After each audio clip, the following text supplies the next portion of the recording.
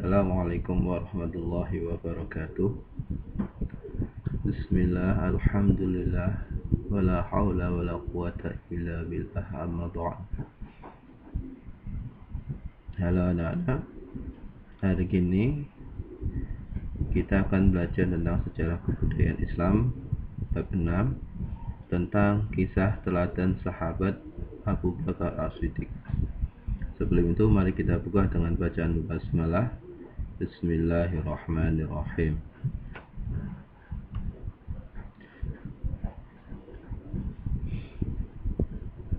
Sepeninggalan Rasulullah SAW, kaum muslimin membutuhkan khalifah, pemimpin pengganti Rasulullah SAW. Karena itu, kaum muslimin mengadakan musyawarah memilih pemimpin baru. Terpilihlah sahabat Abu Bakar. Setelah itu, secara berturut-turut, umat Islam dipimpin oleh sahabat Umar bin Khattab, sahabat Utsman bin Affan, dan sahabat Ali bin Abi Thalib. Keempat sahabat tersebut disebut Khulafaur Rasyidin. Artinya, para pemimpin yang mendapatkan petunjuk dari Allah Subhanahu wa taala. Khulafa adalah jamak, artinya para pemimpin. Sedangkan jika satu disebut khalifah. Tahukah kamu siapa Abu Bakar As-Siddiq? Beliau adalah sahabat Rasulullah SAW yang jujur, setia kawan, dermawan, bijaksana, dan sangat mencintai Rasulullah SAW. Abu Bakar lahir pada tahun ketiga tahun Gajah 573 Masehi atau 3 tahun lebih muda dari Rasulullah SAW. Abu Bakar mempunyai nama asli Abdullah ibnu Abi Quhafah Utsman bin Amir bin Amr bin Sa'ad bin Taimim bin Murrah At-Tamimi. Singkatnya Abdullah bin Abi Quhafah At-Tamimi. Garis keturunannya bertemu dengan garis keturunan Rasulullah SAW pada Murrah bin Ka'ab, yaitu kakek yang ketujuh. Agar lebih lengkap, berikut silsilah Abu Bakar As-Siddiq. Abu Bakar bin Quhafah Umar Ka'ab bin Sa'id bin Taimi bin Murrah. Nabi Muhammad bin Abdullah bin Abdul Muthalib bin Hashim bin Abdul Manaf bin Qusay bin Hakim. Ini ketemu di kakeknya yang ketujuh, yaitu Murrah. Di masa jahiliyah, sebelum masuk Islam, ia bernama Abdul Ka'bah. Kemudian setelah masuk Islam, namanya diubah oleh Nabi Muhammad SAW menjadi Abdullah. Nama panggilannya banyak diantaranya adalah Abu Bakar As-Siddiq, Atik, Abdullah, dan Abu Quhafah. Namun yang paling terkenal adalah Abu Bakar As-Siddiq. Tahu kalian kenapa namanya Abdullah, tetapi ia lebih terkenal dengan sebutan Abu Bakar? Karena ia orang dewasa laki-laki yang pertama kali masuk Islam. Maka diberi julukan atau dalam bahasa Arabnya alam kunyah nama Abu Bakar. Abu Bakar artinya pelopor bagi pagi hari. Ia adalah laki-laki yang mempelopori masuk Islam dengan segera setelah Rasulullah SAW menerima wahyu. Nama julukan inilah yang kemudian sering banyak dipakai. Abu Bakar mendapat gelar kehormatan di belakang namanya, yakni gelar As-Siddiq, yang berarti orang yang jujur dan membenarkan Rasulullah SAW.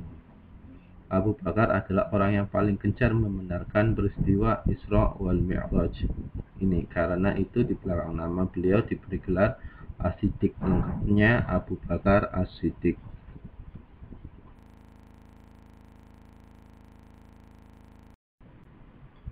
Pada masa jahiliyah, Abu Bakar adalah seorang pedagang yang sukses.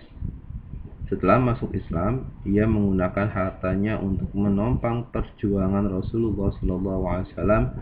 Karenanya Abu Bakar termasuk sahabat yang dermawan. Di antara sahabat dekat Abu Bakar yang masuk Islam adalah Utsman bin Affan, Zubair bin Awam, Abdurrahman bin Auf, Sa'ad bin Abi Waqqas, dan Thalhah bin Ubaidillah. Abu Bakar juga menyayangi para sahabat lainnya dan rela berkorban demi mereka. Di antaranya dibuktikan dengan kerelaannya memerdekakan Bilal bin Rabah. Waktu itu sahabat Bilal yang berstatus budak masuk Islam. Namun kemudian tuan pemiliknya mengetahui dan menyuruh sahabat Bilal keluar dari Islam. Sahabat Bilal menolak. Akhirnya Bilal disiksa dengan kejam. Mengetahui hal yang ini, sahabat Abu Bakar rela mengeluarkan hartanya demi membebaskan Bilal dari statusnya sebagai budak. Sejak itu Bilal menjadi orang merdeka. Abu Bakar adalah sahabat karib Rasulullah SAW yang setia dan mencintai Rasulullah. Begitu setia dan cintanya kepada Rasulullah sehingga ia rela mempertaruhkan harta dan nyawa demi membela Rasulullah SAW. Hal ini dibuktikan saat Allah Subhanahu wa Ta'ala memerintahkan hijrah. Ia tidak hijrah ke Madinah mengikuti sahabat-sahabat lain yang berangkat lebih awal, tetapi ia setia menemani Rasulullah SAW. Di malam keberangkatan hijrah Rasulullah SAW, ia rela mempertahankan nyawa dengan menemani Rasulullah yang akan dibunuh sekelompok kaum kafir Makkah bersenjata. Ia terus saja melakukan perjalanan melewati terjalnya Bukit Sur untuk menghindari kejaran kaum kafir Makkah. Abu Bakar bersama Rasulullah SAW istirahat sementara di Gua Sur. Saat kaum kafir sampai di tepi Gua Sur, sahabat Abu Bakar sangat khawatir terhadap keselamatan Rasulullah SAW. Namun Rasulullah SAW meyakinkan sahabat Abu Bakar bahwa Allah pasti akan menolong.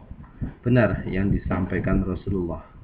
Allah Subhanahu wa Ta'ala menurunkan laba-laba di mulut goa dan bersarang di sana.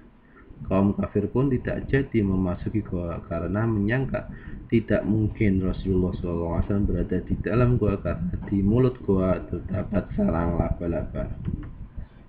Begitu cintanya kepada Rasulullah sehingga saat Rasulullah SAW tidur di pangkuannya, ia tidak berani bergeser dan bergerak. Bahkan saat ia digigit serangga pun ia tidak bergerak karena khawatir Rasulullah SAW terbangun. Demikian kisah teladan Abu Bakar As-Siddiq. Semoga kita bisa mengambil nilai-nilai dari kisah ini. Sekian, terima kasih. Wallahu muwaffiq ila aqwamit thoriq. Wassalamualaikum warahmatullahi wabarakatuh.